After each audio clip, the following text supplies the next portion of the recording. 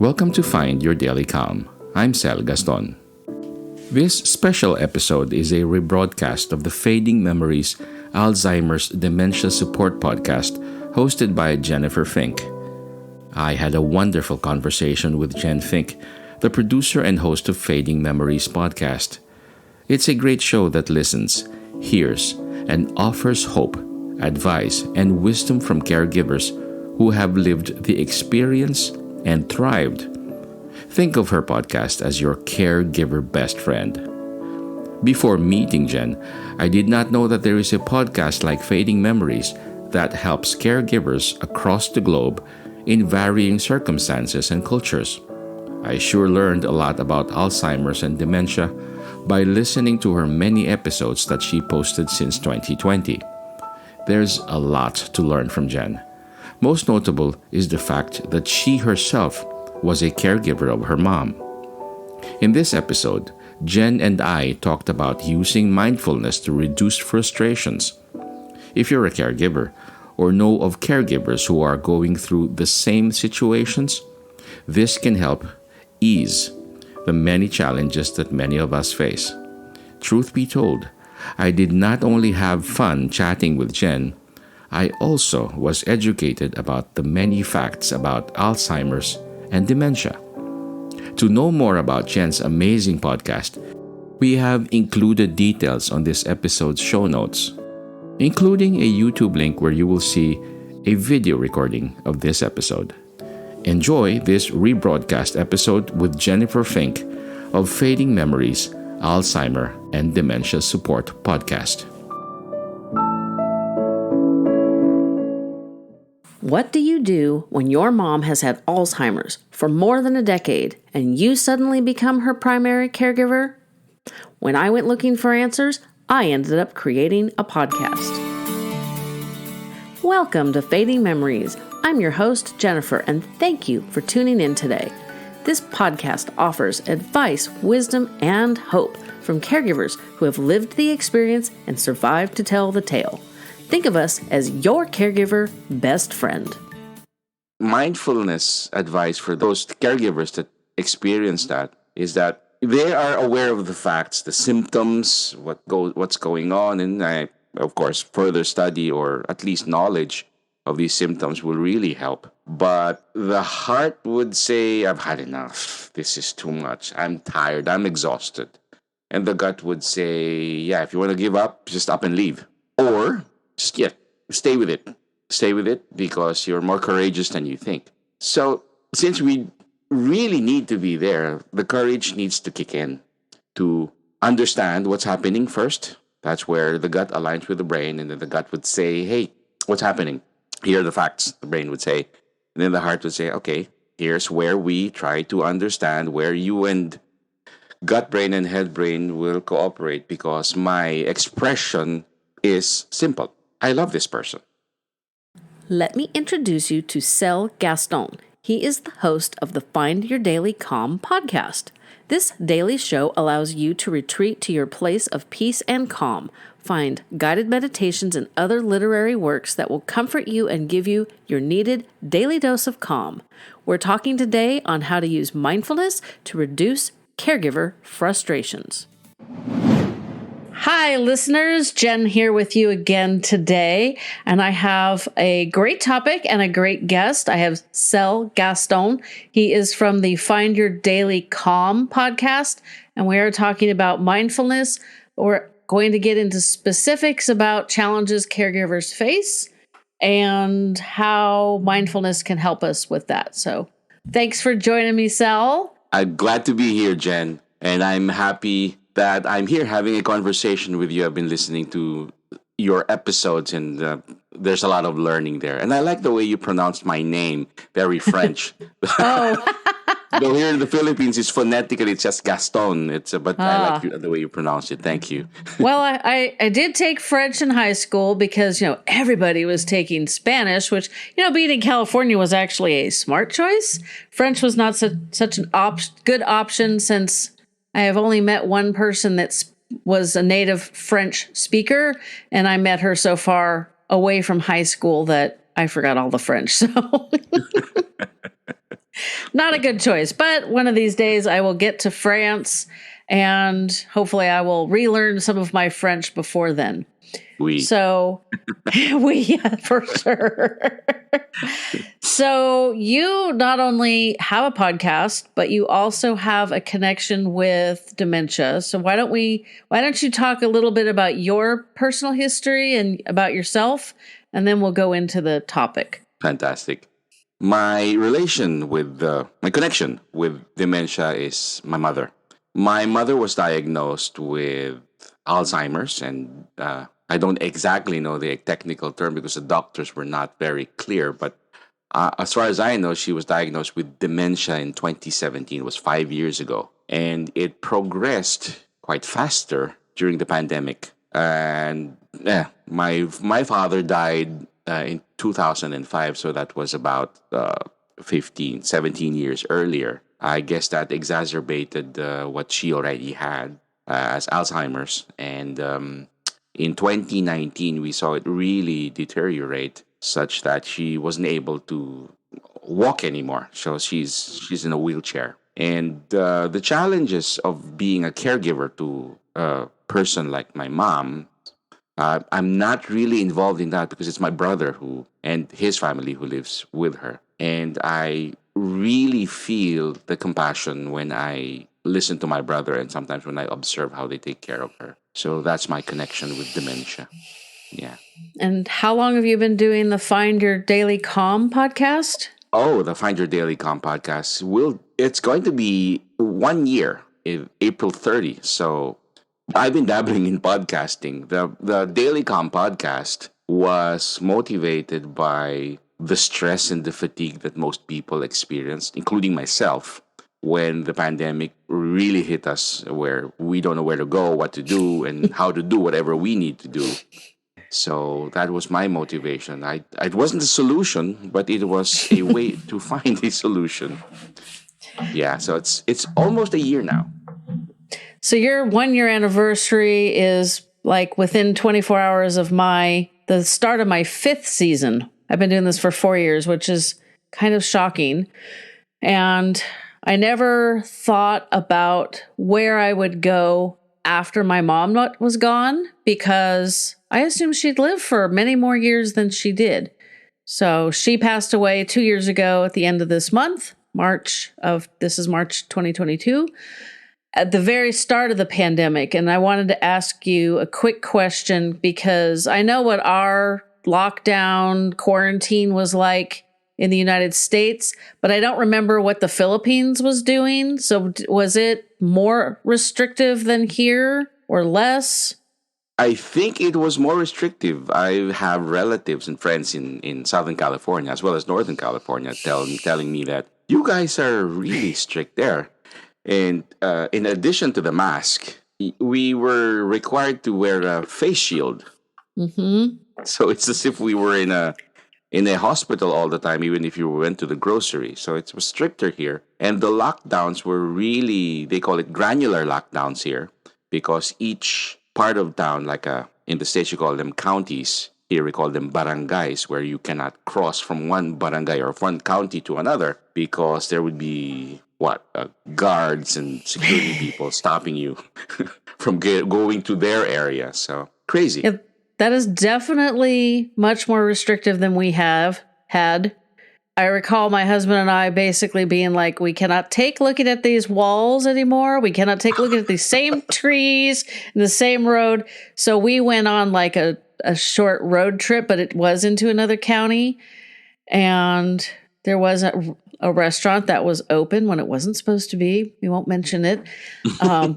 Best tasting hamburger I have ever had in my life because it was not here. It was just outside of my house. It was a little unnerving though, because they didn't have space outside. So we actually were inside and I was like, I don't know about this. This is not probably a great idea, but we never caught COVID. So I guess we were okay. But that was in I think May of 2020. It was about 6 or 7 weeks after we'd been home for 6 or 7 weeks. And it was like, okay, we got to get out of here. Oh, wow. And then, and we pretty much stayed in the car. But I asked that because one of the biggest challenges for medical professionals and caregivers, both paid and family, during the pandemic was trying to protect our elders from COVID. Oh, yeah. And then kind of on the flip side of the coin, sort of killing them with kindness and isolation. And I'm not sure that we've figured out how to do that better, because it's a lot of personal choices. Like, I know I wouldn't have vaccinated my mom for her protection. I would have done it if needed for other people's protection, because my goal was not to prolong her dying from Alzheimer's, but to provide her a quality of life. So lockdowns and isolation, not good for quality of life. I'm very glad I didn't have to make all those decisions, because it was hard enough having to make decisions based on, as my listeners know, she fell and broke her leg. And anesthesia is not really a good idea for people with advanced Alzheimer's. But she needed to have the leg fixed. But I was thankfully smart enough to ask the surgeon, how long did I have before we had to make how many days before it was too late to decide, and what would be the pros to do the surgery or not to do the surgery. And he said that she would need physical therapy with or without the surgery. So I had a traveling physical therapist come to see her. She completely refused to cooperate with him. And I'm like, well, that answers that question. And it was, like many people have heard, somebody falls and breaks a hip and 2 weeks later they're gone. That was pretty much what happened with my mom. And also I learned a mindfulness trick that I shared with you when we were having our get to know each other chat. Not sure that's proper English, but whatever. Could be. It's close enough. At least it makes sense. Yeah. And I had an afternoon where I was walking across the house and I was very stressed, trying to make these, what felt like life or death situation or decisions. Most of our decisions are not life or death. And I could literally feel the emotions just churning up, and I knew they were about to explode. And of course, this was at the very beginning of the pandemic, and we were trapped in home with everybody, it was just my husband and I, but that was enough. And I knew, I'm like, oh my God, I'm going to explode. We're going to have a fight. It's just going to be this horrible day. And I had thankfully learned a trick from another mindfulness coach and I stopped and I said, hello, anger. Why are you here? And immediately I went from angry, about to explode, pick a fight with my husband, make the day horrible, to going, oh, I feel this way because I just want the best for my mom. I'm trying to make a really tough decision because I love her and I care about her and I want to make the right decision. And immediately it was like somebody flipped a switch, and I went from like being a very unpleasant, negative person to being somebody that felt really good about themselves. And I was very grateful for learning that. So I was really excited that we connected so that we could further that learning for myself and our audiences, because this podcast is going out on both streams. Love that story, Jen, because it's really an exemplification of mindfulness. You mentioned how you were ballistic to mindful. Yeah. And that's an achievement in itself. Most people are going on in stages and would probably have what psychologists call impotent anger, where they would throw stuff or kick stuff. I'm glad you didn't go through that too, because that's also destructive behavior. But what you just mentioned is a perfect example of the 3 brains that we have as a mindfulness coach. This was something new to me, and at the beginning, I have to admit, it sounded very woo-woo, because what we have 3 brains. I heard that statement because we were taught in school, the education system was telling us, you have 1 brain. It's in your head. It's inside your cranium. And that's what practically tells the other organs, this is how you perform, this is how you function. But neuroscientists discovered fairly recently, or relatively recently, that the neural networks in your brain are present somewhat, not the same, but similar to those that are in your heart and in your gut. So wow, that's mind-blowing. That's a mind-blowing statement when I heard that. The neural networks in the brain are, we know it's complicated, but in decision making, the head and the heart and the gut should be aligned. And in your case, in your story, that's a fantastic way of explaining it, because in your mind, you are getting all the facts. And science would say we have 11 million thoughts coming to our to our person per day, and it's filtered to 7, and then you would only 7 million or 4 million, and then you would only accommodate around 7 in a given time. So at that time, you were overwhelmed, and the brain was accepting it and receiving it and saying, what the heck is happening?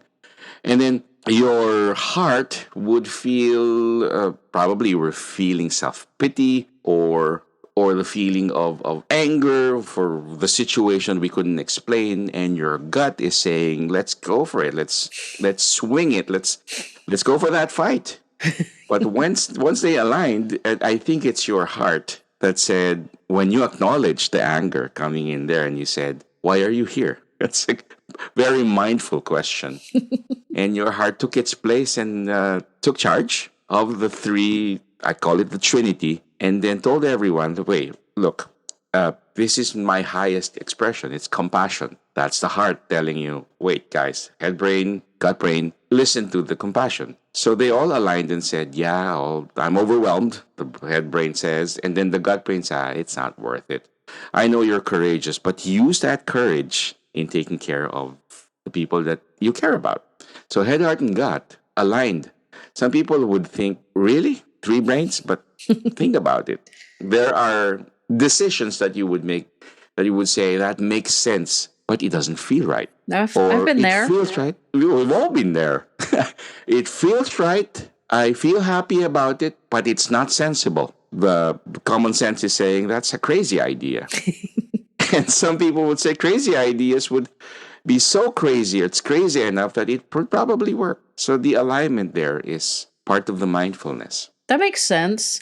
I was recently on another podcast where we were discussing how to choose a care home. And when they asked if I would, it was kind of last minute, and they asked, and I said, sure, but I will be your poster child for probably how not to do it, because I chose a place based on gut instinct. I did no research. I didn't look at Google. I didn't look at, like state licensing board, whatever's. I still, even after being on the podcast, not sure what I should have been looking at.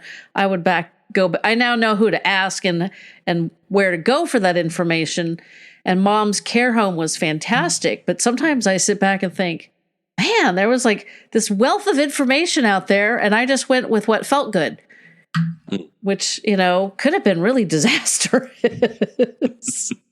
I think the key was they let her keep her dog, and that was a big deal because her dog was very spoiled. And my dogs, I have golden retrievers. They love everybody. They hated that dog.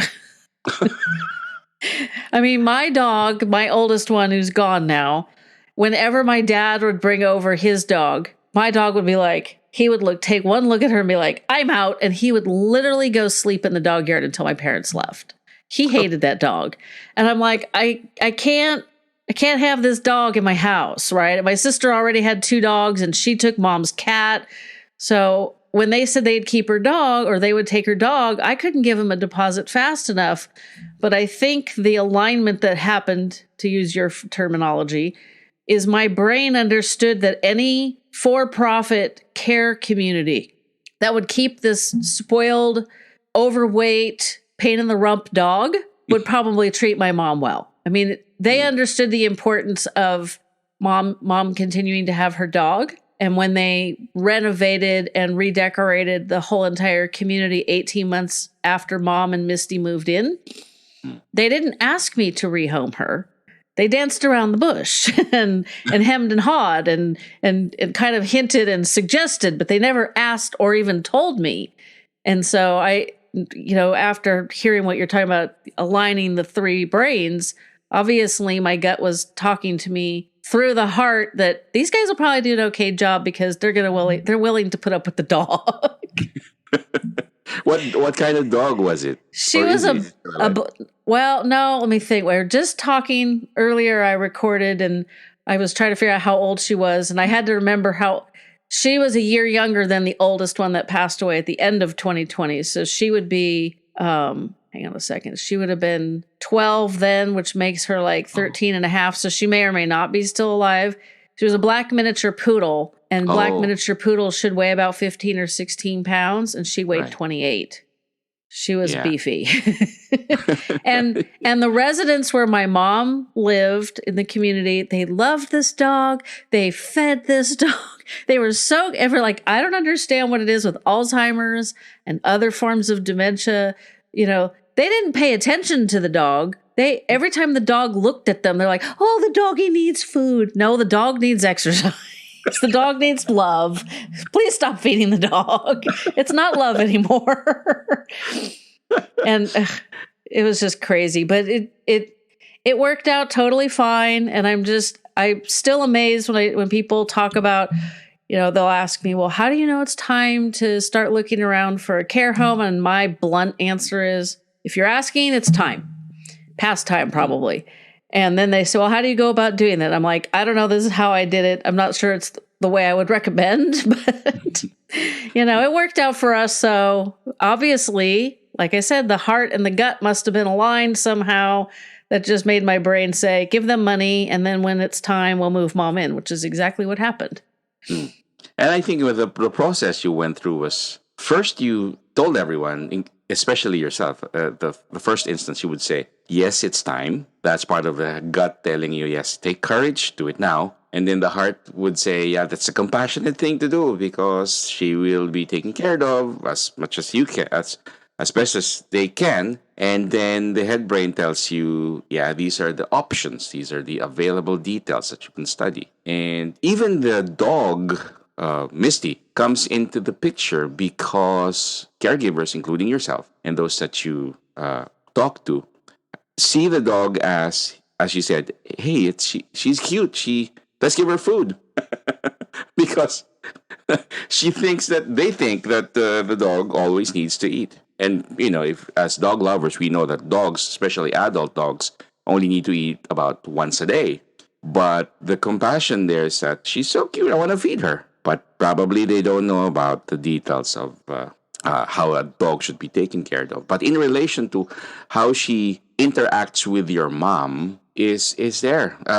The head brain tells us that having a companion dog would make a person feel more calmer, and that's the compassion portion where you will feel much better. And the gut says, yeah, it's a dog, and the gut can be so backward at times because it's really out there to help us go for or put up a fight or protect ourselves. Yeah. Makes sense.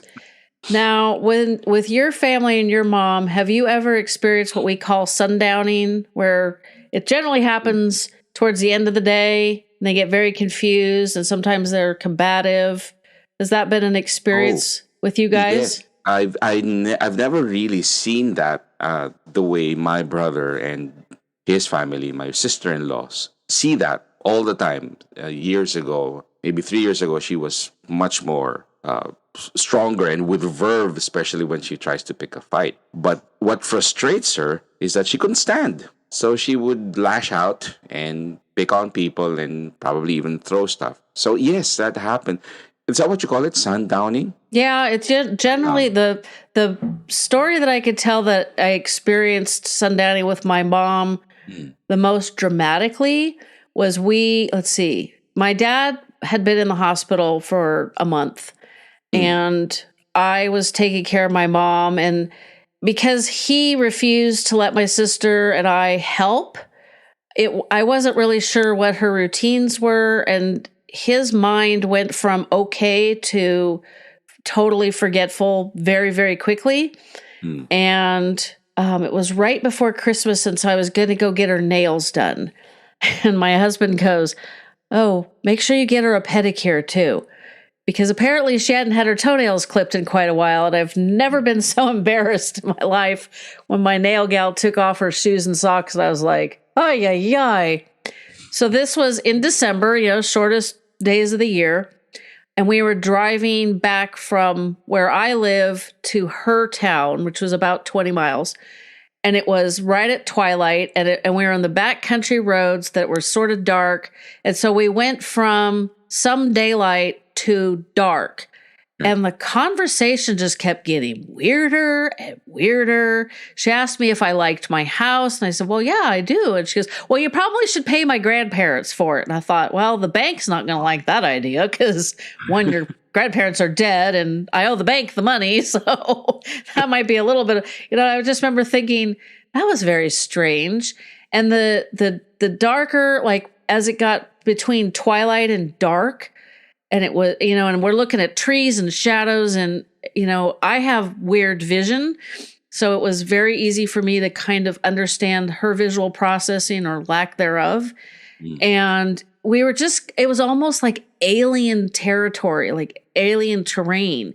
It didn't really look like trees and hills, and it just looked flat and dark and bizarre. And her, all the conversations just kept coming out of left field, like, it was just very, very weird. And the later it got in the day, obviously she would get more tired, and her, your brain, all of us, our brains get tired. And if our brains are trying really hard to function and process, as somebody like our moms would be doing, you get tired and you're like, ugh, I don't even want to think anymore. So that's kind of what sundowning is. Some people experience their loved ones might accuse them of things. You don't love me. That's they right. might, they might want to too.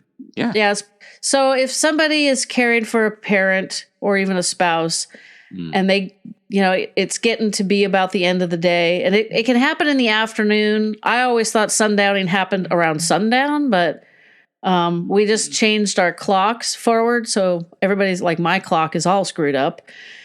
My body clock is going, hell time is it? Because we lost an hour and I stayed up late because I was working on a project, and it was like, I'm so close to being done, but I'm so going to regret this tomorrow when I lose that hour for daylight savings time. And even the dogs are all confused. It's like, I swear, I love daylight savings time. I think they just proposed a law that says they're going to make it permanent. Now the other part of the government's got to sign on with that. And I don't know if that's going to happen. It's fine with me if they make it happen, but this spring forward stuff is insane. But it doesn't always happen at sundown. It could be the end of the day. It doesn't really have anything to do with the daytime or the light changing.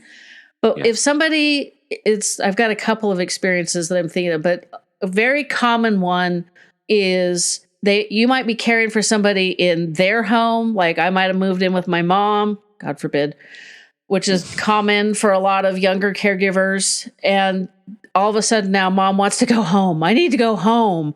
And it's like, you are home. No, this isn't my home. And I don't know if you experienced that. You might have talked to. We did. Yeah. Yeah. And generally what they're looking for is a sense of, familiarity and comfort, not necessarily a physical dwelling. And so knowing that helps. But do you have like any mindfulness trick for how we can deal with it when they're flipping out over, they want to go home even though they're home? Oh, yeah. Well, you mentioned that. This is fantastic for my brother to hear and my sister-in-law because they saw the brunt of that and they experienced it. And thinking right now, it's learning from you that it's sundowning. It did happen in those times of the day. But my mindfulness advice for those caregivers that experience that is that they are aware of the facts, the symptoms, what's going on, and of course, further study or at least knowledge of these symptoms will really help. But the heart would say, I've had enough. This is too much. I'm tired. I'm exhausted. And the gut would say, yeah, if you want to give up, just up and leave. Or just, stay with it. Stay with it because you're more courageous than you think. So since we really need to be there, the courage needs to kick in to understand what's happening first. That's where the gut aligns with the brain. And then the gut would say, hey, what's happening? Here are the facts, the brain would say. And then the heart would say, okay, here's where we try to understand where you and gut brain and head brain will cooperate because my expression is simple. I love this person. And I've had so many experiences, fantastic ones with when we're talking about our mothers. And that says a lot. But when due to your exhaustion, due to your exasperation and frustration, you probably would just listen to the gut and say, I've had it. So I go back to your example where you acknowledge the feeling. First, identify the feeling because most people would say, I have to, what do you call that?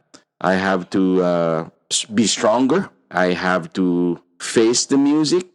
But it's also a way of denying what you are experiencing. Like you do not brush aside your anger or your sadness or your frustration. You recognize it and you say, frustration, or in your case, anger, why are you here? And the hack, if people would, especially caregivers, would ask for that hack, would be to come back to the breath because that's the most available thing. Like when you inhale and exhale, you acknowledge that. You inhale the frustration or the anger and then you exhale it away from you.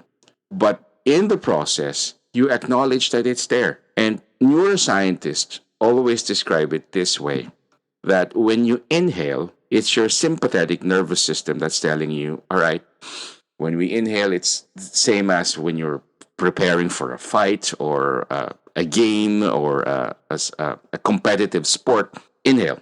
But when you exhale, you are telling your parasympathetic nervous system, that's your head brain, that tells the rest of your body to say, calm down, guys, relax. That's the trigger. So the hack would be to take inhales, say for 4 seconds, and take longer exhales. If you could extend it to 6 or maybe even double or 8 seconds for inhale for 4, exhale for 6. And do that for a minute. And I assure you, the emotion will not be as dramatic as you would hope it would be, but it's going to slowly get you to a place where that alignment will happen. I love your story because that should be something that caregivers would always need to remember. That a lot of caregivers would probably be either very cerebral, especially the nurses or the professionals or the medical practitioners, they would say, yeah, she's experiencing this, and that. But, the thing with doctors,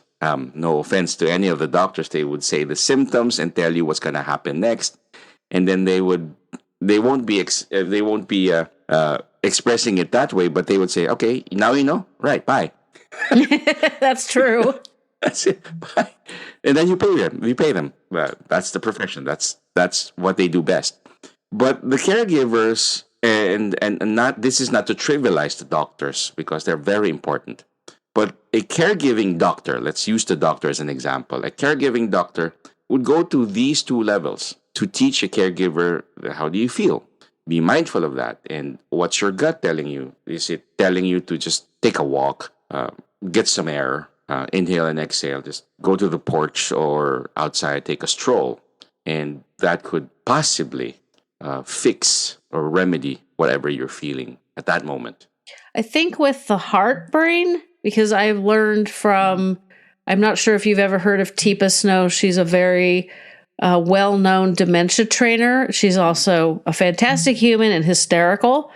And she's been on TikTok for a while, but she makes videos about all the different challenges, changing dirty clothes, wanting to leave, and she play acts them, and she's really, really good at it.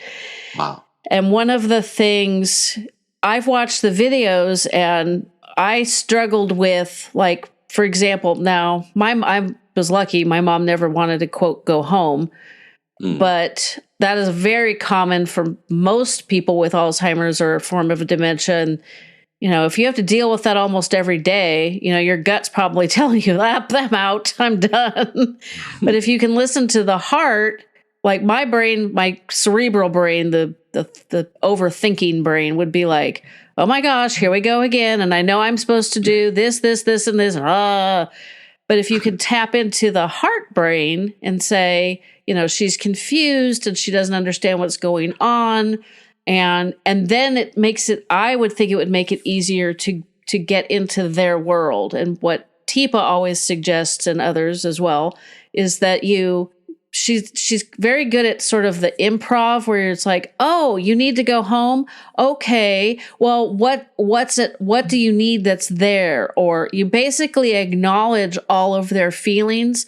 You're not play acting that you're gonna like take them home. Now, some people do put their loved one in the car, drive around the block a few times, and then they get out and ta-da, we're home. That works for some people. It doesn't necessarily work for everybody, but I would think it would help lessen the frustration. Like my biggest problem, as I mentioned with my mom, was totally overthinking things. Like, why does it have to be like this? And why can't all the advice that I've read and listened to and been told, why is it not working for my mom? And just like, that's where my frustrations came, was following the plans and they weren't successful. And I've learned, and unfortunately I've learned since she passed away, a lot of what that was I wasn't in her reality or her world, which was still hard for me to think about, because it's like, but I like this one.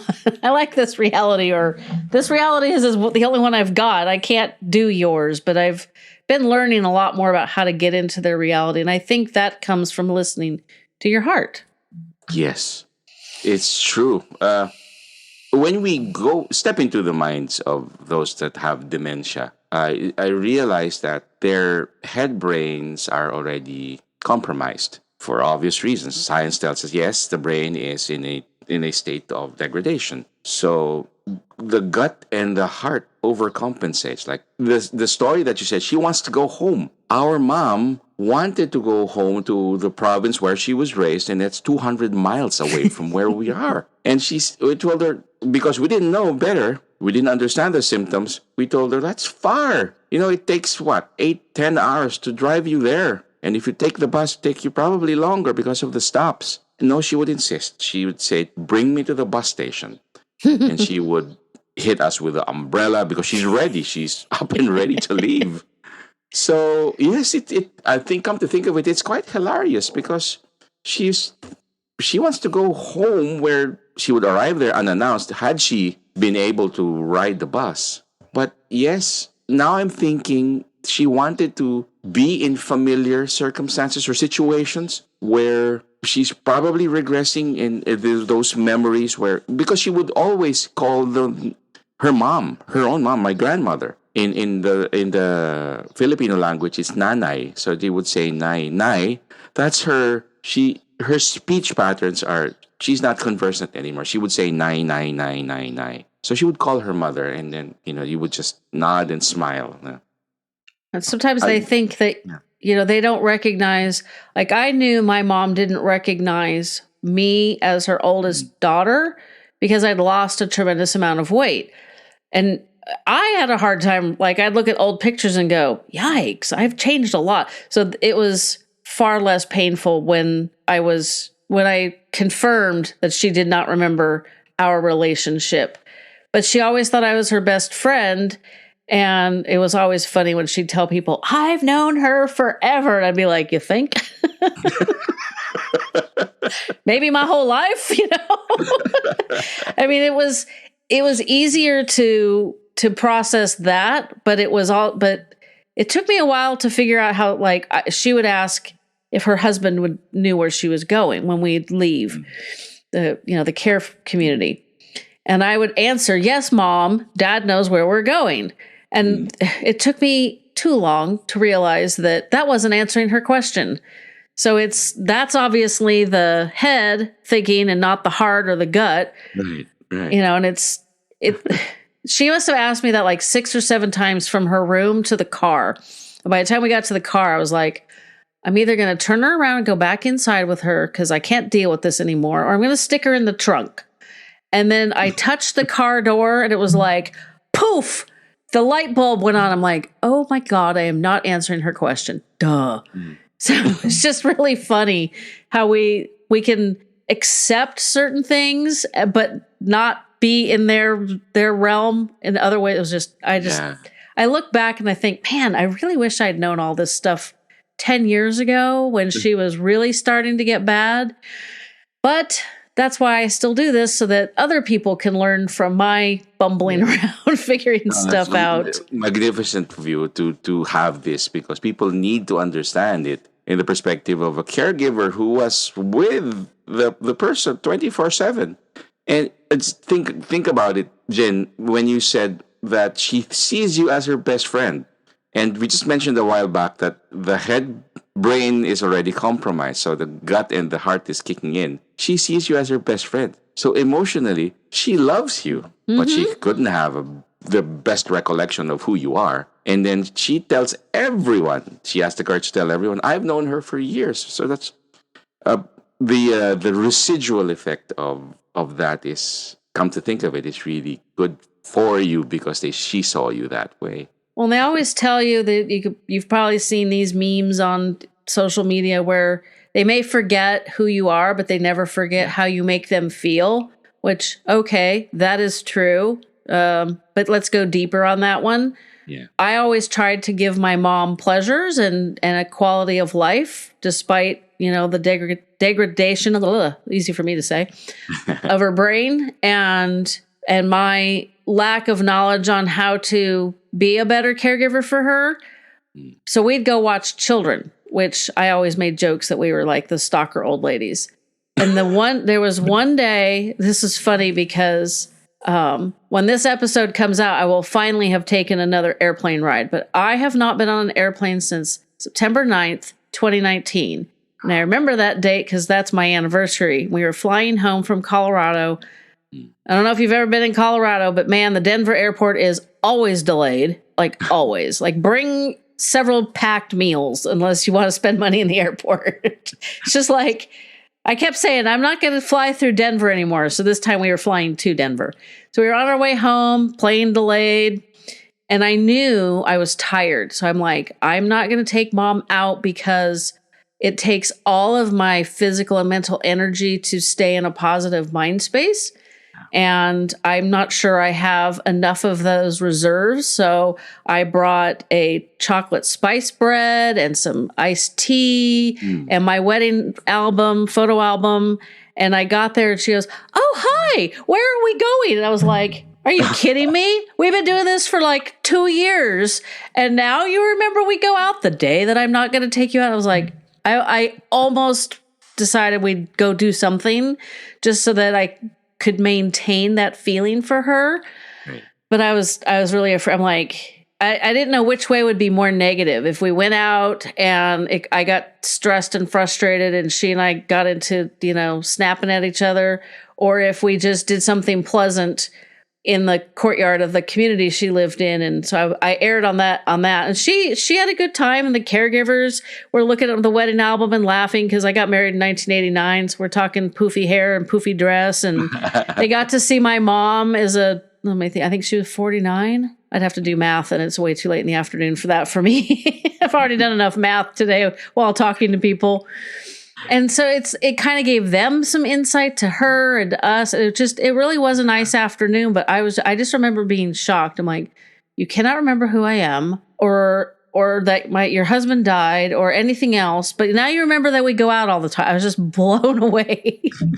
I wish I had a snapshot of my face when she said that because it was probably pretty funny. I probably looked like a cartoon character.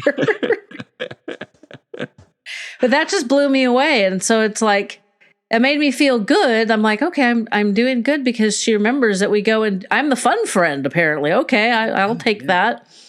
But yeah, is there ways we can learn to listen to our heart a little more as caregivers or even parents or maybe just humans in general? Because I really think we really need to start taking better care of all of the people around us, not just loved ones that have dementia. True. Last couple of years have not been real pretty on humanity. We need to be better to each other. So is there a way to learn to tap into our heart brain? Well, great that you mentioned the word tap, because that's what you could do physically, and you have to be somatic about it, meaning you really have to do that action. There's, again, a hack, and I use hack in a good way, where you really want your three brains to align when you're thinking of say, planning a new idea or a venture or an activity and you want to think it through, you can be mindful of it. If you do meditation, you can do it while you're meditating. But if you're not into meditation, that's fine too. But being mindful of what you're thinking is already meditation.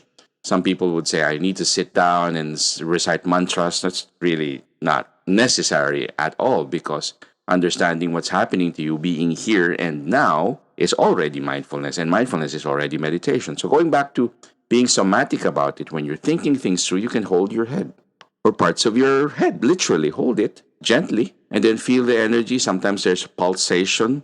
If, say, you're experiencing a headache, just gently, and then be mindful of what you're thinking. If you're meditating, it's going to be double, because the brain waves will go to alpha. Alpha levels will kick in, and new learning or any experiences would be enhanced because of you tapping into that brainwave.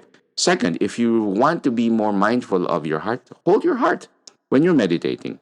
So it's actually reflex for humans. When we're all scared or afraid of some experiences about impending things that are coming, we would normally do this. It's very primordial and primitive. So hold on to that heart, feel it, pulse, feel it, beat. And to align the gut, also just hold the gut physically. You can do it while you're walking. Now, there's such a thing as walking meditation, where you really don't have to recite any mantras or be mindful of your breath and measure it. No, because the more you are conscious of these things, of measuring, of being factual about what the brain waves are kicking in, whatever is happening, you're not being mindful.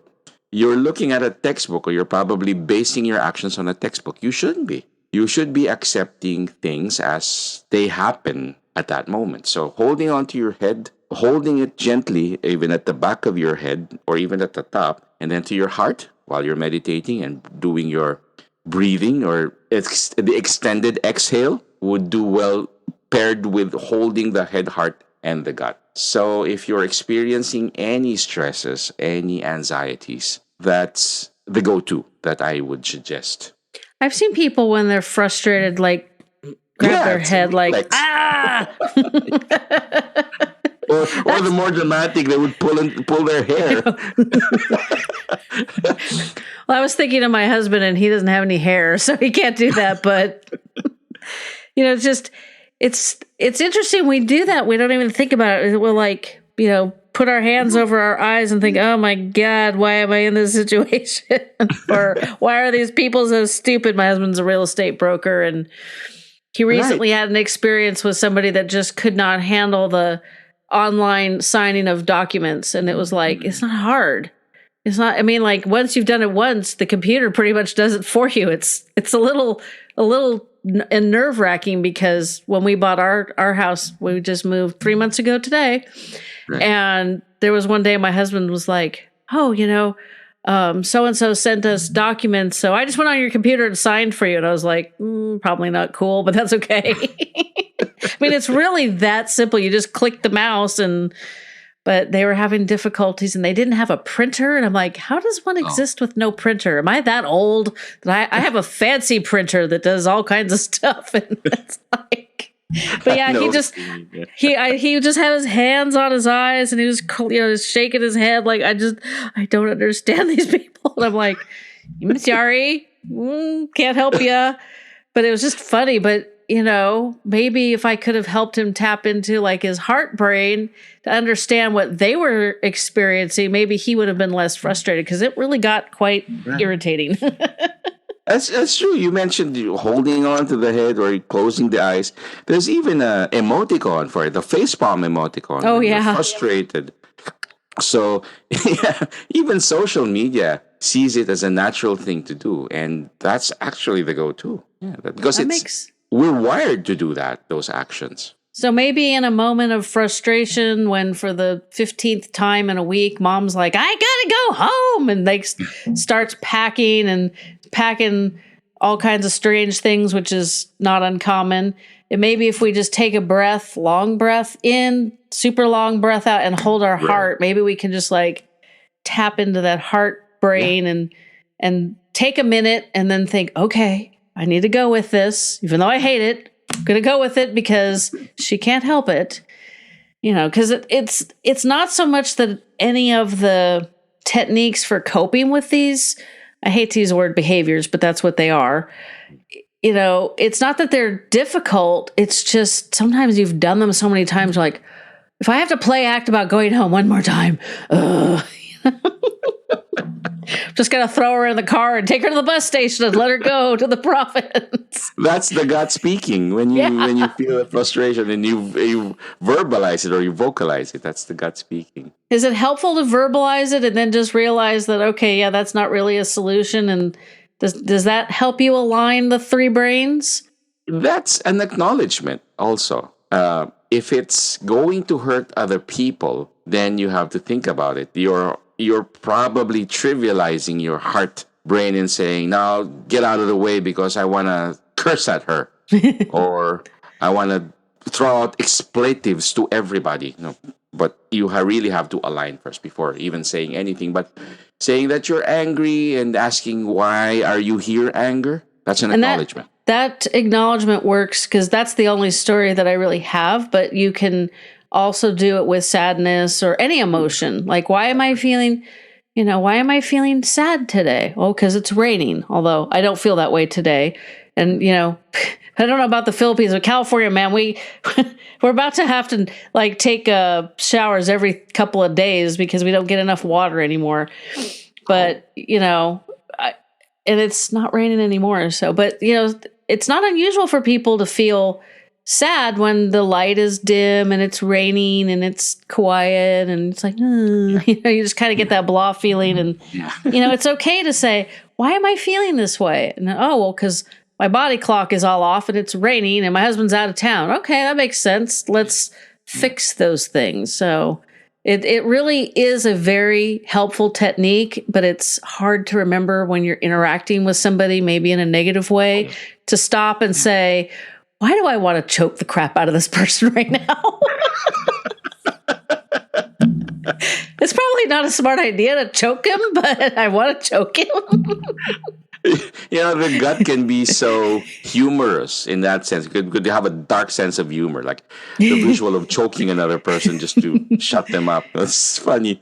And the gut is actually the first brain that would feel regret if you already did those stuff, like you physically hurt somebody, you curse out at somebody, you would say, that didn't feel right. Deep down in my gut, I feel terrible. And your heart would say, I told you so. That makes perfectly good sense. That's really interesting. This has been really fascinating. Do you have any questions since this episode's going out on both feeds for me? Not so much as a question, Jen, because I could always listen to your episodes and I'm having fun and learning. I just want to say you're doing fantastic work. Oh, thank you. I hope people are going to listen to you more, especially in the Philippines where professional care for our elders or those with dementia is very expensive. So we need to learn and be able to function much better, especially with our loved ones when we're taking care of them. Thank you, Jen, for doing that. Well, thank you for saying that. And I think I actually do have a pretty big following in the Philippines. Maybe that's because of you. Because I was just looking at that the other day, and I think I have a big following someplace else that's not what you would consider intuitive, like the United Kingdom or Canada. Those are there, but it was like Israel or Saudi Arabia or someplace where they don't speak English natively. It's like, okay, you guys can understand. I used to, and I should probably go back to learning to speak a little slower because I have a tendency to talk a little quickly. But one of my goals is to help non-caregivers understand what all of this is about, because it's going to be a bigger problem and more of us are going to have a situation where we have to interact with somebody that has a cognitive impairment. Yeah. For prime example, my husband likes to go to the clubhouse in our new community for lunch, and there is a gentleman there who obviously has some cognitive impairment. My husband's had enough experience that he recognized it pretty quickly. He obviously has another physical issue. He had some medical emergency happen a couple weeks ago.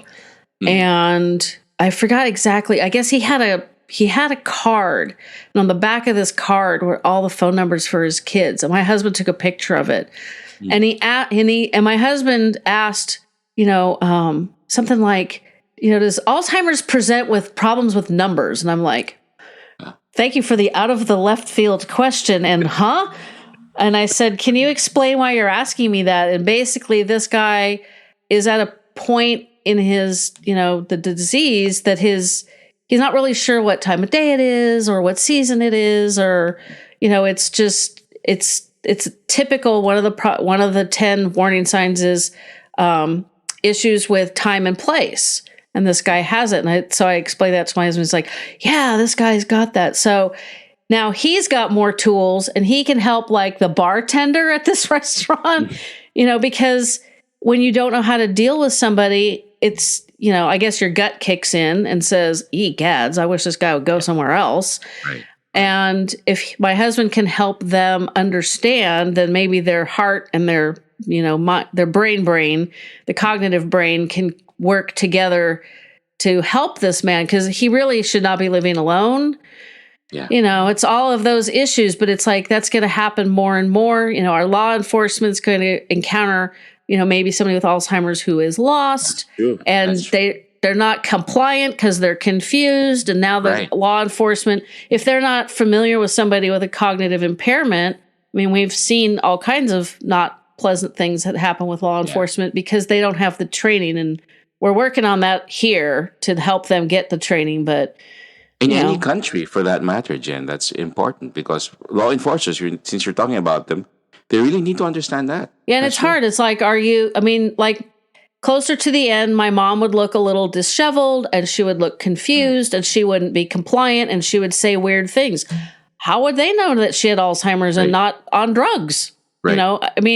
You might be able to guess based on age, but maybe not. I don't know. Yeah. I don't do drugs, so I don't hang out with people who do drugs. So I don't know how many, 70-something-year-olds are on drugs. But yeah, it's just, that's one of my goals is to help people understand so that we can all help take care of each other.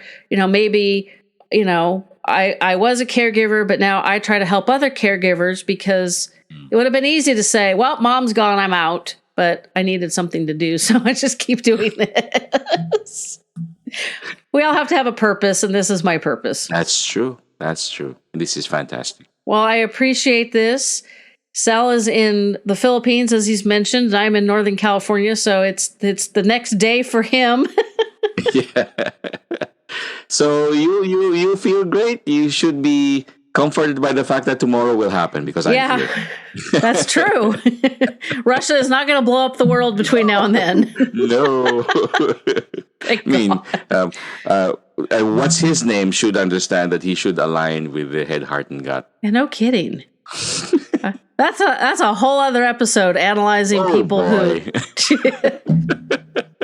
We've had a few too many of those crazies lately, haven't we? Oh boy, yeah. Well, I appreciate this. I thank you for being on my feed, and I appreciate being on yours. And I'm sure we could probably come back and do this again sometime. Would love to. I'd love that, Jen. Thank you very much for having me. You're welcome. Thank you. Regular listeners know that I've learned the benefits of using mindfulness very late in my caregiving journey. This is a shared episode with Sel, so I thought I'd share with you some of what he talks about over on his show, because I think it's worth checking out. Just in the past few weeks, Sel has had episodes titled You Are Not Alone, Positive Messages to Fall Asleep With, Self-Compassion for When We Judge Ourselves, You Can Handle This, and more. Kind of like my show, there's a topic for every situation. I sure hope you enjoyed this podcast as much as I enjoyed chatting with Jennifer Fink. If you have any questions about Alzheimer's and dementia, please drop us a line, whether at Find Your Daily Calm or Fading Memories podcast. If you would like to share your experiences, that would be great too. May you be calm, may you be at ease, and may peace be upon you.